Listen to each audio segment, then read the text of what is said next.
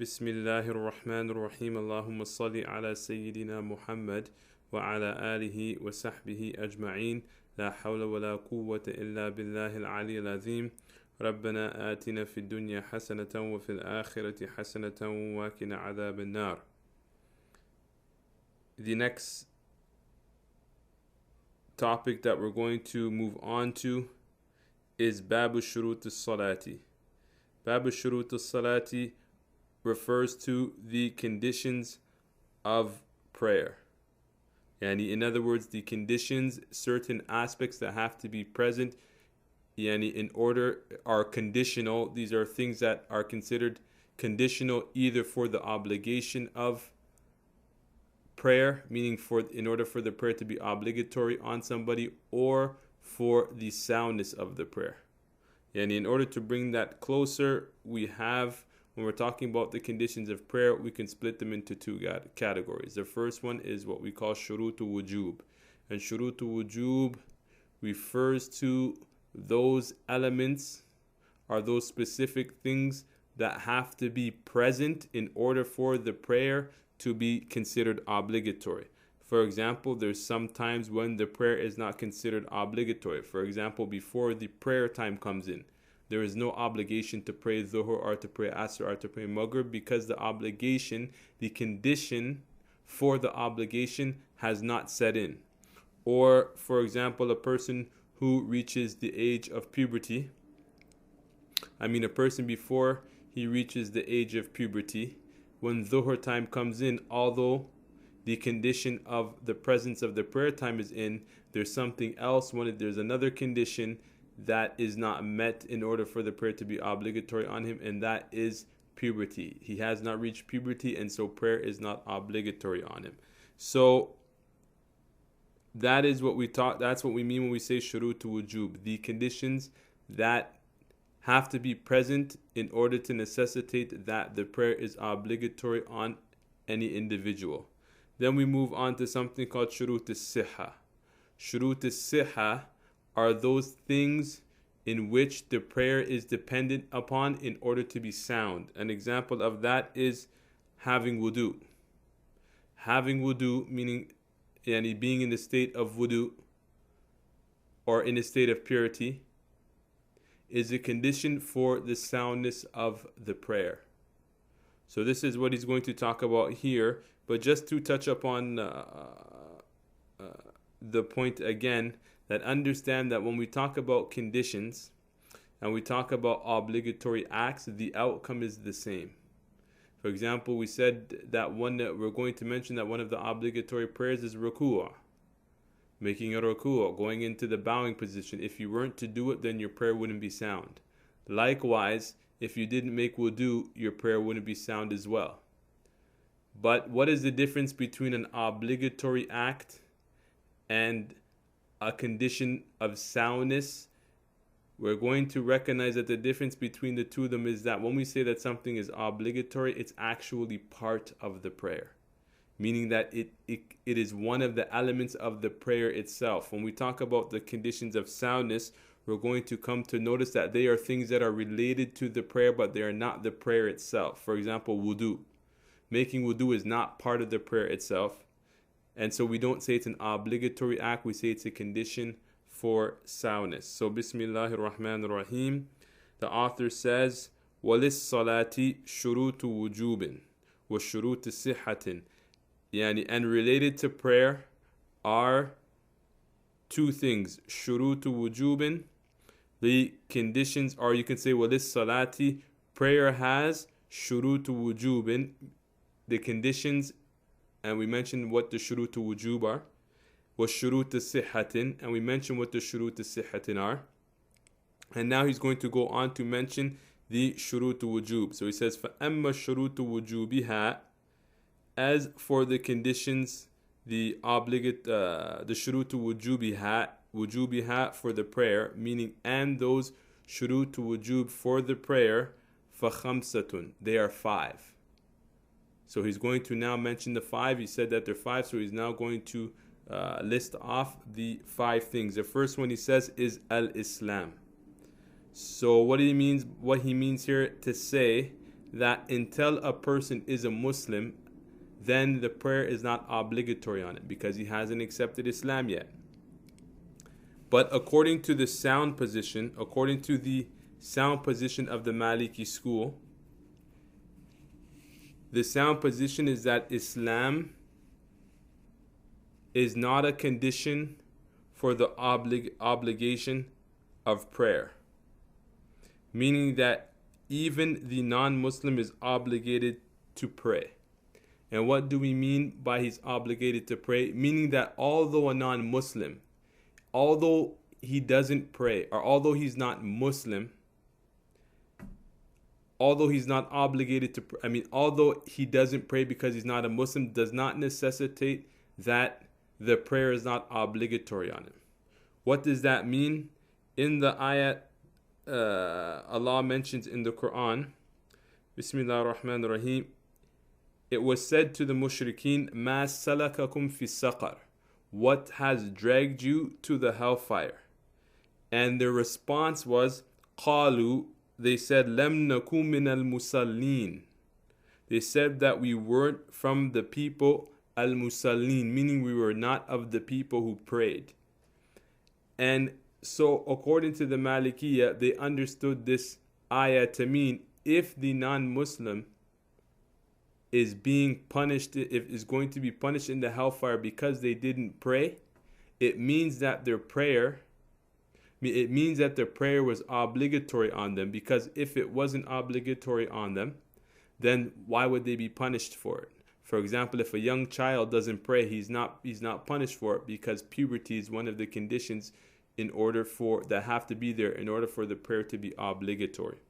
So in a nutshell, what it means here is although Islam is a condition for the prayer to be sound, it does not necessitate that the prayer in itself is not obligatory, because as we've seen in the verse here, that when the non-believers are asked, why are you being punished in the fire, or why are you being dragged to the fire, they say that we were not one of the musallin, we were not one of the people who used to observe the prayer. So based on that, the scholars of the Maliki madhab, the sound position of the Maliki madhab, is that Al-Islam is not one of the conditions of wujub.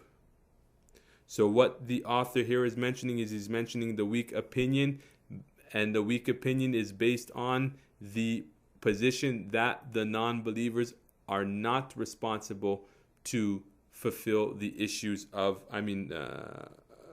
to fulfill the obligatory acts of Islam. So in reality, Islam is not, according to the sound position as mentioned before, is not a condition is not from the shurut to wujub. And so what he mentions here is the weak opinion according to the Malikiyah. Then he mentions wal bulugh. Wal bulugh means that, bulugh technically means puberty, reaching the age of puberty. And reaching the age of puberty, once a person reaches the age of puberty, then the prayer will become obligatory on them. Otherwise, for a child who has not reached the age of puberty, then it is not obligatory for them to observe the prayer. And in terms of puberty, there are certain signs that necessitate that a person has reached the age of puberty. And those signs for the boys are things like ejaculation. If a boy has ejaculation, then that would necessitate that he has entered, or having a wet dream would necessitate that he has entered the age of puberty. For females, it would be the likes of menstruation. For example, a girl sees menstruation for the first time, it means that she enters the age of puberty. Or the sprouting of hair in the midsection of the private section. Then that would also, or under the armpits, that would also necessitate that the person has reached the age of puberty, or also if they another one for women, if they reach the age, if they were to become pregnant, and becoming pregnant also necessitates that a girl has entered into the state of puberty, and thus once they hit the age of puberty, then it becomes obligatory on them to pray. The third one that he mentions is wal aqlu. Wal aqlu has to be there in order for the prayer to be obligatory on them, which means that if a person was in a state of a concussion, or in the state of a coma, or sleeping, or fainted, then while they're sleeping or while they're in that state, then it is not obligatory for them to perform the prayer. But it should be understood that that does not mean that if a person were sleeping, for example, the whole period of Asr, and then he were to wake up, it doesn't mean that since the prayer wasn't obligatory on him, doesn't necessitate that it is not obligatory for him to make qada, because it is obligatory for him to make qada if he oversleeps the prayer until the prayer comes out. And there's no dispute amongst the Malikiyah that prayer in this case would be obligatory. So that's wal aqlu. Also, al aqlu can also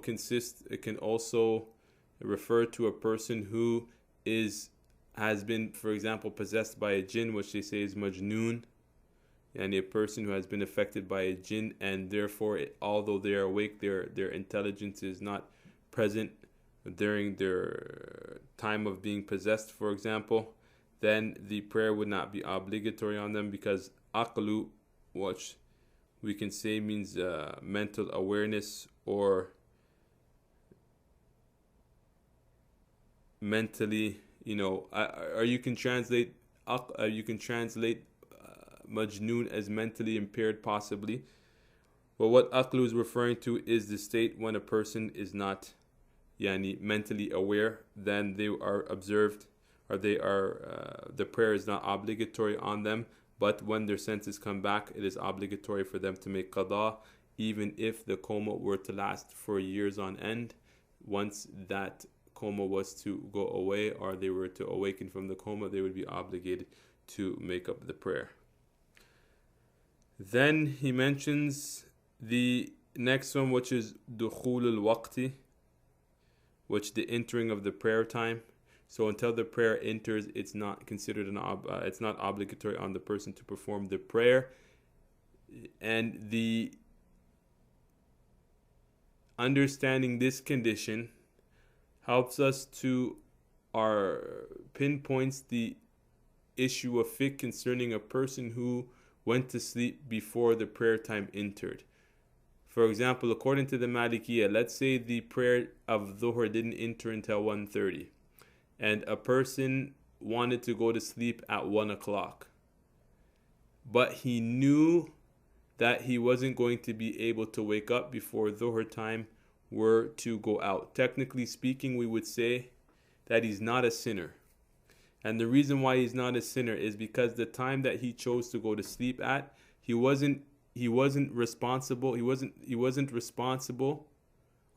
being held responsible for the obligation of Dhuhr in the first place, because the obligation does not set in until Dhuhr enters. So before that, he is not requested by the Sharia to fulfill anything of the Dhuhr prayer, because Dhuhr hasn't come in. And so there's nothing that's prohibiting him from going to sleep. But if Dhuhr time was to come in, and he knew that if he went to sleep, he wasn't going to be able to wake up until Dhuhr time ended, then here he would take the sin, because doing that is not permissible, because the obligation of the act has set in, and so one is obligated to perform it. So at this point, if he were to go to sleep knowing that he wasn't going to wake up, are even thinking that he wasn't going to wake up, are even in doubt that he wasn't going to wake up, meaning that he wasn't certain that he would wake up before the prayer time was over, then, and what we're referring to, as we'll talk about later, is the mukhtar time, not the daruri time, which will be something that will become clear later on. So in this case, the person would be sinning for going to sleep once the prayer time came in, contrary to if a person had an alarm and he set the alarm, or he agreed with somebody to wake him up before the prayer time came in, because now he has certainty, or at least close to certainty, that he will wake up on time. Then the last one, which is بلوغ دعوة النبي صلى الله عليه وسلم. بلوغ دعوة النبي refers to those who have been given the message of Islam. بلوغ, or I would better to say بلوغ دعوة النبي means that the message of Islam, or the message that the Prophet sallallahu alaihi wasallam brought, has reached the people. What does that mean? It means that those who have not heard the message are not responsible for the prayer, contrary to what we just mentioned before we mentioned that the non-believers will be punished in the hellfire for not observing the prayer, because they said مَا سَلَكَكُمْ فِي السَّقَرِ, and they said قَالُوا لَمْ نَكُنْ مِنَ الْمُصَلِّينَ, that we weren't from the people who prayed. This verse that I mentioned and the condition of Islam refers to those who heard about the message of Islam. For example, we're told about the pillars of Islam, we're told about the belief in Allah, and we're told about the Messenger of Allah sallallahu alaihi wasallam, but did not accept the message. Then these are the ones that will be held accountable. But for those who did not hear the message in the first place, then Allah will not hold them accountable, based on the ayat of the Quran that we have never sent to a people, we have never destroyed a people except that we sent to them a messenger. And for this reason, we mentioned the condition of bulugh ad-da'wat an-nabi, which means we can translate bulugh ad-da'wat an-nabi is the reaching of the message of Islam that the Prophet sallallahu alaihi wasallam has brought. So for those people in some countries of the world, or in some places of the world, who never heard about Islam, technically saying, we cannot say that they've rejected Islam, but they have not heard about Islam, and so Allah will judge them according to His wisdom. And then there are those who heard about the message of Islam. And it doesn't have to be a detailed message, it can be a very basic message, because it is the fitrah of a human being. Once they hear about Islam, it's to know that it's true. But their denying of it comes for some type of worldly gain, or for some other reason. They don't accept the deen of Islam, and therefore they're held responsible, as you mentioned before, even for not paying zakat, for not praying, for not fasting, on top of the punishment that they're already destined for. So it is important from here, important lesson that we learn from here is to understand that the word kafir, the word disbeliever, when used can be used in two ways. It can be used in its broader sense, and it can be used in a specific sense. And a lot of people don't distinguish here, and here is where they make the mistake. When we use it in the broader context, when we read the word kafir in a broader context, then what we're referring to is a non-Muslim, meaning a person who hasn't accepted Islam, whether he heard about the message or whether he didn't hear about the message, right? And then when it's used in its specific sense, which in most cases is how it is used in the Quran in its specific sense, meaning those who denied the message. So in most places of the Quran, when they're addressing the disbelievers, the word kafir is referring to the specific sense, those who turn their back after being given the message. So if we don't distinguish between these two, then it is easy for a person to be lax, and it's easy for a person to go to the extreme. So for example, a person will say all kafirs are destined to the hellfire, and so a person might hear that and assume that it means that every unbeliever will definitely go to the hellfire. Although that may be the case when it comes to those who have rejected Islam, it is not the case for those who have not heard the message, and for this reason the ulama added the importance of mentioning that one of the conditions of the obligation of prayer is that the message of Islam has reached them, to distinguish between those who have heard the message and from those who have not heard the message. So that's an important point to pay attention to. Then it says وَأَمَّا الشُّرُوطُ. So he's mentioned the 5, and now he's going to move on. وَأَمَّا الشُّرُوطُ صِحَّتِهَا فَسِتَّةٌ. And as for the conditions of soundness, and we said the conditions of soundness are those things that have to be there, right? They have to be there in order for the prayer to be sound. The first thing that he mentions is taharatul hadath. Taharatul hadath here, what he means is to be in the state of purity. And what he's referring to here is either making wudu for those who wudu is obligatory upon, like the passing of gas and so on and so forth, and also those who are in the state of impurity, like after having sexual intercourse, then taharatul kubra, the big tahara, which is making ghusl, is obligatory on them. So that's what he means here by taharatul hadath. He's referring to both of them. After that, he mentions what taharatul khabath. Taharatul khabath means to remove the gross impurities. Taharatul khabath meaning izalatul najasa. Izalatul najasa meaning moving the impurities from the body. So removing impurities from the body is also obligatory. For example, if a person has urine on his clothes, even a drop, or feces, or for example, he stepped in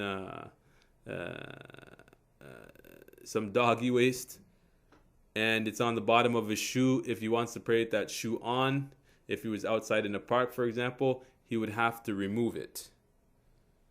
And so that's the So the first condition we mentioned was remove the taharatul hadath, and the second one that we just mentioned here is taharatul khabath, removing the physical impurities. Then we have wastiqbalul qibla. Wastiqbalul qibla, if you're living in Mecca, it means to face the Kaaba directly. This is why when you look at pictures of Mecca, or you've been in Mecca for prayer, we stand around the Kaaba in a circle. But once we are outside of the Kaaba, then we have to be at least facing the direction of the Qibla. So within Mecca and its surrounding areas, it's obligatory to be directly in line with the Kaaba, meaning that your whole body has to be aligned with the Kaaba.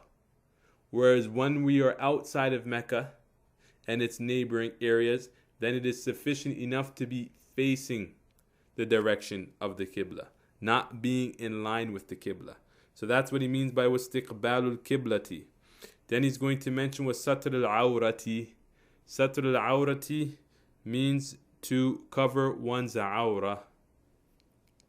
And to cover one's awra in terms of being in prayer, covering one's awra for women means everything except the hands and the face. In terms of men, it means everything that is between the navel and the knees. So that's a general breakdown of what it means to cover the awrah, although there is more detail, but that is sufficient for now since it is a beginning book, that a woman should have everything except her hands and her face covered, and a man between what is between his stomach and his navel. Then he mentions وَتَرْكُ الْكَلَامِ وَتَرْكُ الْأَفْعَالِ الْكَثِيرَ وَاللَّهُ أَعْلَمُ. Then he mentions وَتَرْكُ الْكَلَامِ. وَتَرْكُ الْكَلَامِ means to leave speech behind. So some of the authors have mentioned, or many of the authors have mentioned, that leaving speech is a condition for soundness, right?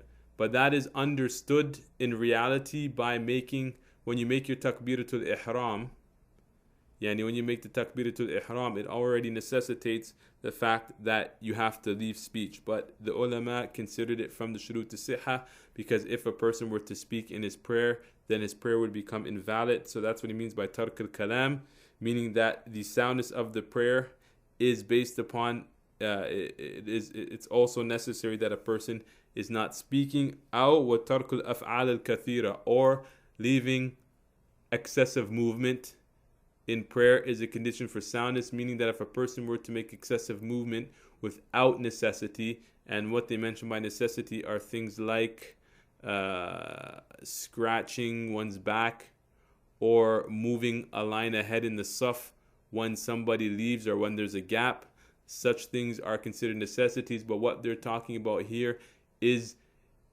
how they've defined what excessive movement is, meaning that if a person were to see you from a distance, they would think that you're not praying. Then that type of excessive movement would be considered what nullifies prayer. For example, if a person was in prayer and he yawned, and he was yawning for some reason, and he raised his hands, for example, or he picked up and answered his telephone, and that type of movement, that if a person was from a distance or if a person was looking at them, they wouldn't think that they're in prayer, then that would nullify prayer. And then he mentions at the end, Wallahu alam, and Allah knows best. And so these are the things that determine these are the things in which the author mentions concerning the conditions of prayer. And as we mentioned, the conditions of prayer are split into two: shurutu wujub, which are 5, and we also mentioned the issue around the subject of Islam, and the bulugh da'wat an-nabi sallallahu alayhi wasallam. So one should pay attention to that. And we mentioned the shurut as-sihha, and we mentioned that they were 6, and that sums up in general the issues around the conditions of prayer.